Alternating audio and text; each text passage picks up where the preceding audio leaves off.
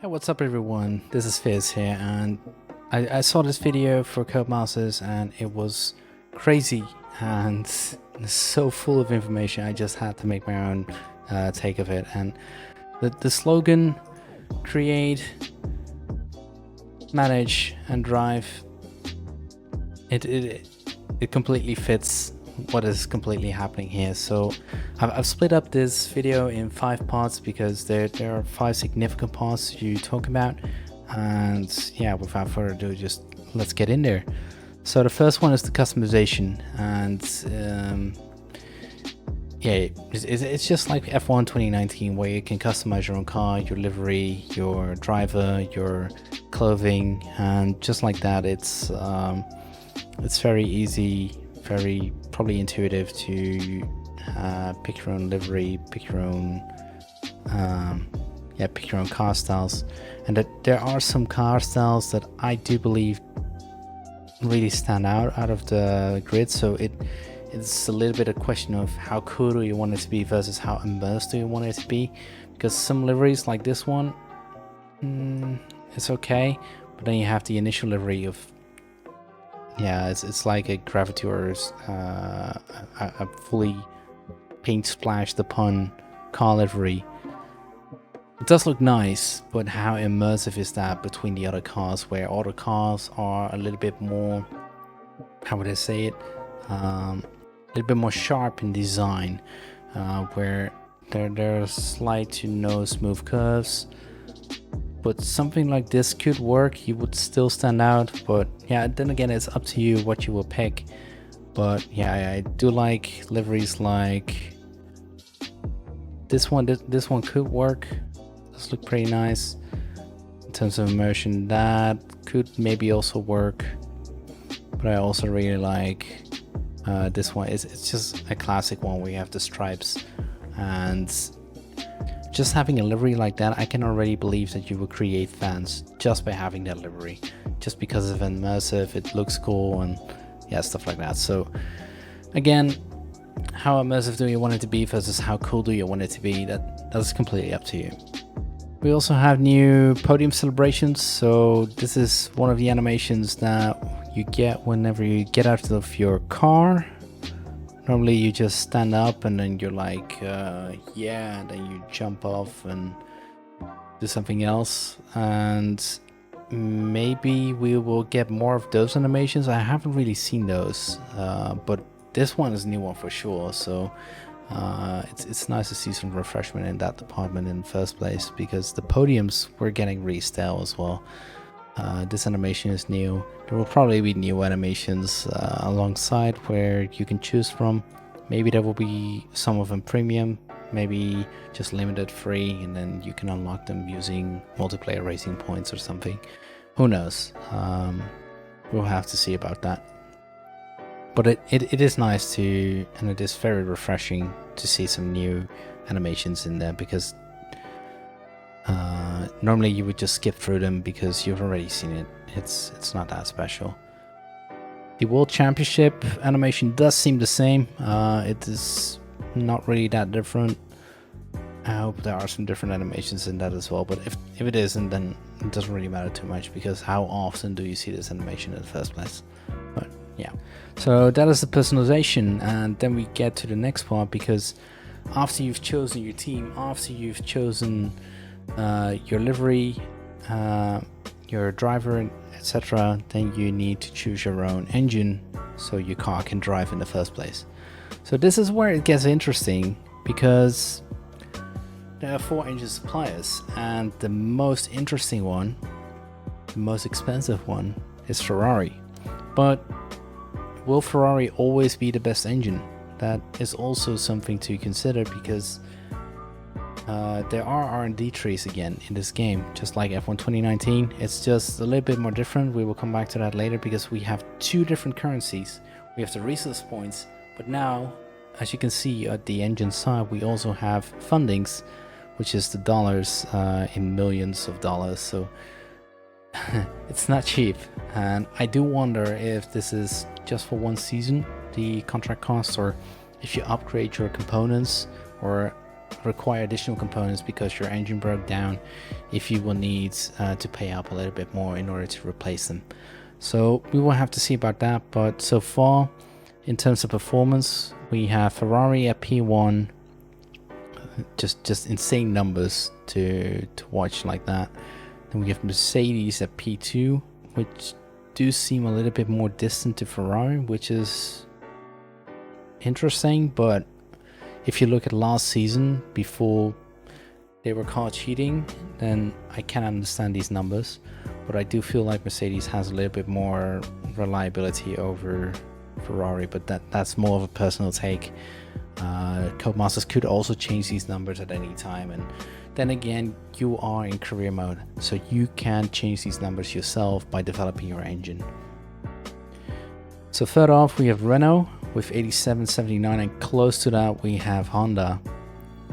And Honda is very cheap in comparison to the other engines, so that will probably be the starting engine of most teams, if not every team, depending on how much funding you have in the first place to even start of your season. It could be that you can have enough fundings to immediately get a Ferrari engine, but at what cost does that come? Because you will need to upgrade your facilities, spend money to get a decent driver, a second driver, and upgrade yourself, your own perks and everything around it. So we will see about that. So you can set your own stakes, you can set your own measurements, but yeah, at what cost do you want to bring it? How high do you want to set your own expectations? So this is a really good question on its own, because it does show that the game already has a lot of depth in it. So it is very interesting to see. So then we get to the third part, which is select your team sponsors, because you do need to purchase your team's engine. You do need to purchase a lot more, like facility upgrades and all kinds of different components to your team to just increase the development of your car or increase the results that your car can deliver, such as a better second driver or better perks for yourself, so you can deliver more performance inside of your team. So all of these logos are fake logos. It's no surprise, some of them are probably pretty known from the F1 2019 game, such as AVAX, Sunburst, Xenon. So those have been transferred over to the 2020 game, and they've added in some new ones because I haven't seen Esto Perpetua yet, or James VS or VODs. So yeah, there are a lot more new sponsors, and it does look interesting because every sponsor has their own requirements. So every sponsor does give different amounts of bonuses. So for example, in this one, Distort has 5.1 million signing bonus. So if you sign them for your team, you will get 5.1 million over the season, I will presume. Yeah, there's a weekly income of 197.8k, so roughly 200k fundings, which you can then use to upgrade your facilities, pay off your driver's contracts and all that stuff. But they do have the requirement of finish 5th or better in the Constructors' Championship. So that is a really big ask, because the top 3 is already taken by Ferrari, Mercedes, Red Bull. So then you have probably McLaren trying to claim it, and then you have to be better than Renault or some other higher up tier like Racing Point. That is going to be really difficult because you start at the bottom. You cannot promise this. So it is probably better to go a more risky route, like as a team achieve 10 top 10 results during a season. So if there's, for example, rain and you're really good at the rain, then chances are a lot better that you will achieve this. So this is, again, these are very interesting considerations to take, because you will not know where you will end up in the end. Whether your car is gonna develop plenty, or if it's going to be somewhat still, where you want to increase the foundation so you can develop faster in the future. You don't know yet whether your reliability will come and bite you in the butts or something else that could make it a lot more difficult in order to progress. So you will need to think about this, and probably if you do not meet the bonuses or the requirements, I think there will be a lot less bonus, or you could even lose the sponsor. That would be my presumptions in case you do not meet the objectives. So that is difficult, but yeah, that is how Formula 1 works, and you will need to perform in order to get the results, in order to keep your sponsors happy. That's pretty much how it works. So as the second last point that I want to discuss is hire a teammate, because you will be able to hire Lewis Hamilton, or you will be able to hire a Formula 2 driver. And all of these drivers have been rated in 5 categories. So you have a rating, so that is probably a general rating. That is probably a summarized statistic of how good a driver is. And then you have 4 interesting ones that define the summary, which is the experience. So how long have they been in Formula 1? So I would presume that the more seasons you progress into F1 2020, the more experience they will gain. But if they somewhat cap at their experience, they could retire, because drivers can retire in this game. That has been announced by Codemasters.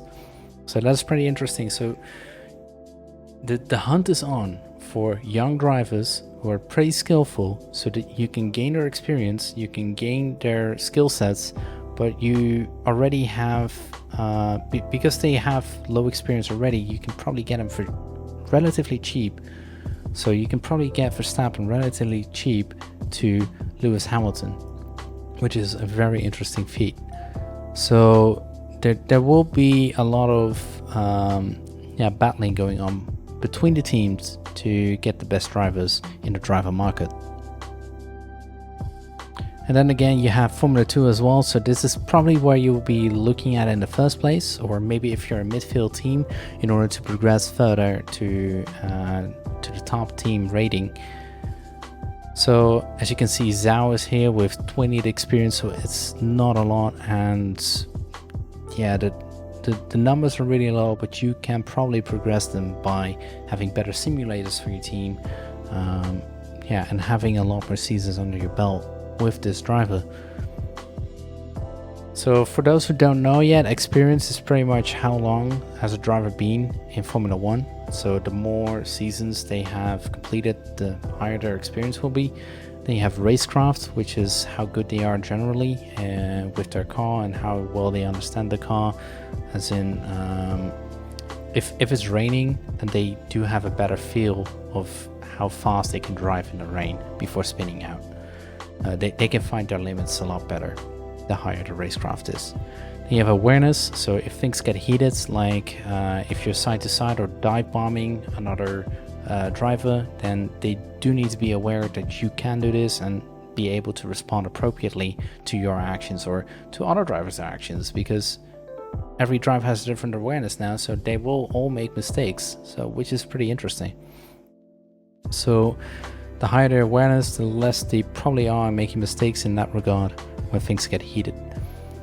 And then you have raw pace, so that is how fast they are in qualifying or are able to set a hot lap, or if they are in clean air, how fast they are in just driving away and just driving off into the horizon. So this is a driver's market, and there is a lot of money going into this, because as you can see, Lewis Hamilton is $19.5 million. That is a lot, because if you look at our top left, we only have $3.45 million to play with. It's not a lot. If you look at the bottom of the driving list, then even Pierre Gasly is $6 million. So you will need to look at Formula 2 drivers at the beginning in order to progress, which is unfortunate in that regard, but it is what it is. So yeah. But you can also see their stats, and you can compare the stats with your own drivers, so you can see their relative performance. So if you feel like, hey, I need a lot more experience and a lot more racecraft, but I don't really need my awareness, then you can trade in your driver for the other driver. But if you do buy a new driver, you will need to first get their buyout, so that is already 1.5 million down the drain, and then you will need to spend 3 million just getting the driver to drive for you in the season. But you can pay this in periods, so you will need to keep up your funding, because if you cannot keep your driver, then eventually you will have no driver anymore, or you will need to hire someone from Formula 2, something like that. So yeah, that is pretty difficult. So you will need to make some tough decisions on how well do you want your facilities to thrive compared to how well do you want your race results to thrive. Because if you focus everything on your race results, then eventually you will break down in either durability, or maybe you will not progress as fast as other teams. So you will need to be careful about that and make the right weighted decisions. Furthermore, we can also see acclaim. So that is a new mechanic that we will be working with. Acclaim means that the higher your acclaim is, the more likely this driver will drive for your team. So Lewis Hamilton requires a lot of acclaim in order to drive for your team, because else he isn't interested. This probably has to do with you being able to buy Lewis Hamilton but not provide him a championship winning car, because Lewis, all he cares about is getting a 7th world title. Simple as that. But if he cannot get it with your car, then he's not interested in transferring to your team. So you will need to provide a car that meets his requirements of satisfaction of what he wants to achieve in the season. Furthermore, teammates and you have perks, so you will need to increase your perks in social media, power mapping, media coaching, and development feedback, which is a whole new feature in F1 2020, because you can improve as a driver yourself by being more alert to the racing line, or further identifying your braking points for car setups or anything else, but your character needs some training as well in order to further progress in your Formula 1 career, because if you do not spend anything on your development feedback, you will get little to none additional resource points for your team. And if you don't have resource points, you cannot upgrade your car, and there you get into the entire cycle. But in order to upgrade these perks, you will need to spend fundings, which you get from your sponsors. So there is a lot of trading in going on between how well do you want your race results to be versus how well do you want your foundation to be in order to progress your car and your team. So this is very interesting, because media coaching will give you more answers to interviews. Power mapping will give you more durability for your engine, because you will be a lot more easier on your engine, so it doesn't overheat as much, or it doesn't rev as much, or it doesn't do anything else. So your durability of your engine will just improve flat out. And then you have social media team, so that increases your driver acclaim bonus. So the better that is, the more likely a driver is willing to drive for your team. So if your driver acclaim bonus is stonkingly high, then a lot of drivers are going to want to drive for your team, given that your team also can perform up to the task that they are satisfied with. At last, we have build your facilities. So I've already spoken a lot about it this video, but I haven't really gone into depth with it, because the facilities are also being upgraded in tiers. So this is very interesting, because there's a lot more reasons to go into upgrading your own facilities, but that also means that the higher quality your facilities are, the more running costs they have, so the more income you need in order to sustain it. So all about this is about generating more income, so you can upgrade your facilities and your drivers and your car in order to provide better results, so you can get more income, and that entire cycle continues. But if you cannot get the results, or something else happens, like your second driver leaves the team and you have to get a substitute who doesn't perform as much, so again doesn't deliver the results, then your fundings can stagnate, but your costs could still increase because you chose to develop them.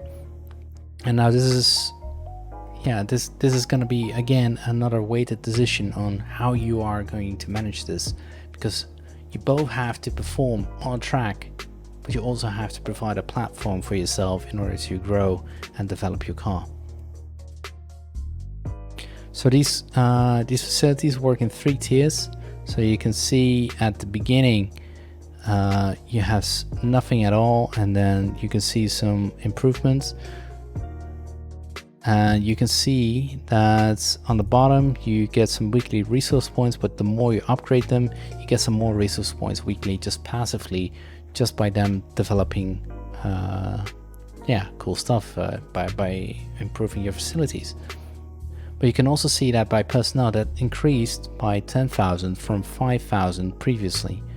So you can see that having higher specs apparently, so probably personnel costs, does increase your weekly running cost, which does mean that you will need more funding in order to sustain your team.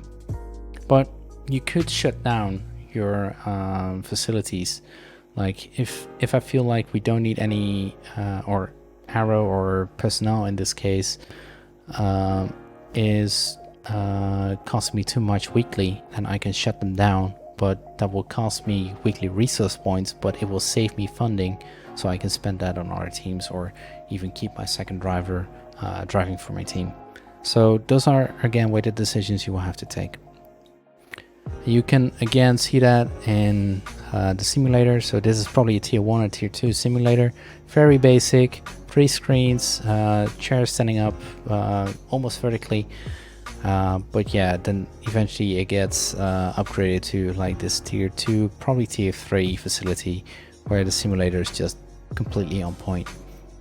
I also like how they added in the detail of your team colors onto the livery or the chassis of the car, so that is a nice touch. Furthermore, the gearbox is the same, so you have to complete 6 races in order to get a free new gearbox without any penalties. But you do see a track time and track wear, where you can see how many laps you've driven in comparison to how much percentage wear it has given you.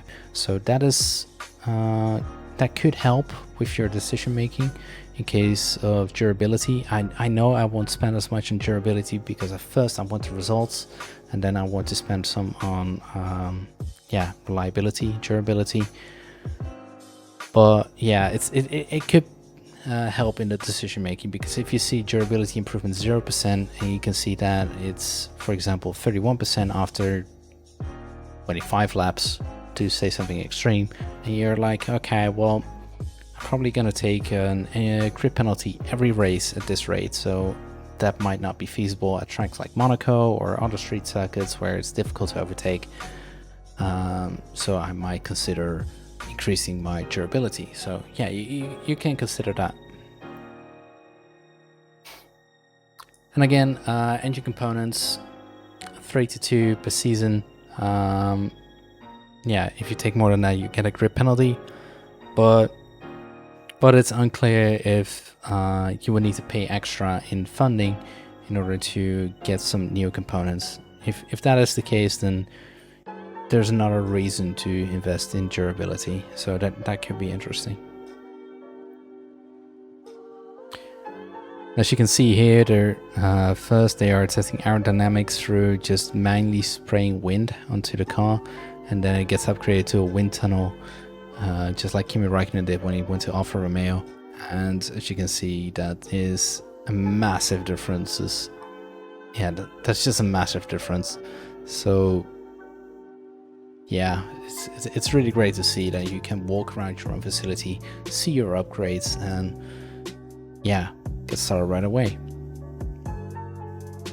So in terms of upgrade speed, you can see that we've been somewhat into the season already, because we've already had 9 upgrades on the powertrain, 6 on aerodynamics, 14 durability, 7 chassis. So we can see the focus is a little bit on durability. All the morale is good, so morale again is being taken to this game. which you have to manage as well. So it's going to be really difficult, and yeah, it's going to be really difficult just managing all of these factors. So your income, your resource points, your facilities, your driver, your perks, your morale, interview questions, just everything has correlation with each other, and that is the beauty of it. It is super in depth, that it is going to be great. Research departments, it does seem that you can take shortcuts now, because for example in the engine departments, you had the middle line for raw horsepower, then you had the upper line for ERS and the bottom line for fuel department. It does seem like the same over here, but you can now also take shortcuts. Like initially you had to go a little bit down the tree in order to upgrade your fuel or upgrade your ERS, as well as, for example, with chassis, you had to go a little bit into the tree and then you can upgrade your tire managements. So you had little to none tire wear. But it does seem that you can take shortcuts now to already start focusing on those departments if you feel like those are important. And in durability, we can also see that technical regulations are still in effect. So you do need to be careful around those. Then we have the performance chart, and it does seem at the start of the season you would just be slightly better than Williams. But Williams, knowing their team, they probably have a good facility, so they will increase, of course, steadily. But then again, you will try to improve as well. And you can see that from pre-season to start of the season, because you do see it's season 1, so that there's probably a lot of choices to be made before you start the season. On how to improve your car or facility or anything else. So if you want to lay down a good foundation, or if you want to get the initial race results to please your sponsors or do anything else related to it. So this is pretty interesting, where you can already make those choices, because you do see them flatlining. So they probably chose for car performance. You see them flatlining, and then you can see them improving slightly. So that is probably the point where they started investing into facilities. So what I'm probably gonna do is first invest into my facilities and then try to upgrade my car, because nobody expects good performance out of you anyway in the first season of Formula 1. So it's better to just play it safe, get a good foundation going, so you can start upgrading like crazy from there onwards. So here you can see the chart of your weekly costs. So you can you do see that your sponsors are getting a lot of income for you. It would be nice though to see sponsor colon and then Loop or a Chevy or Xer, because aerodynamics, chassis, durability, that's all easy to understand. But if you see Loop or a Chevy or Xer and you don't really know who your sponsor is anymore, then it could be confusing. So if there was sponsor in the first place, then you know, like, oh right, it's my sponsor, of course, coming in. I should remember the name, I'm so silly. But you can see that there's some weekly costs. You can see contract periods. Then again, it shows that your contract is being paid off in periods, so probably per week or per race week probably. And you do seem to get an injection from money from either the F1 championship or something else. I'm not too sure yet. It could also be your sponsors, your initial funding, or something of the likes. So that is pretty interesting to see as well. And to finish off this video, you can see that you can keep track of your spending, and you can see that they do spend a lot of money. So the chart goes down again, then it goes up because you're saving money, probably for facility upgrades or contracts or anything else, and then you can see it drop again. So it is very nice to see a chart like this, so you know what you're up to and how you progress in that stage, because it does seem like you gain a lot of income all the time. It just depends on what do you spend it on. How do you want to progress your team? Do you want to go race-oriented results, or do you want to get a good foundation to develop your car and see what happens from there?